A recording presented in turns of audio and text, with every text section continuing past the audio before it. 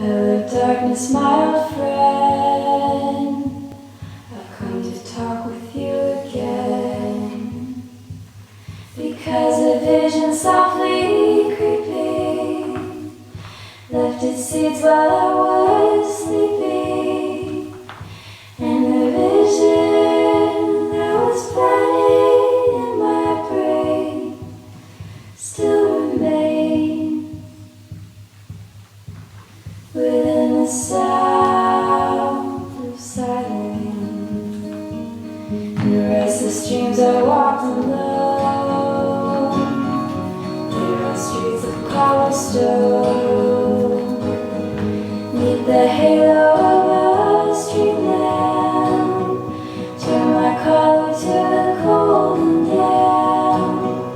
when my eyes were stabbed by the flash of a neon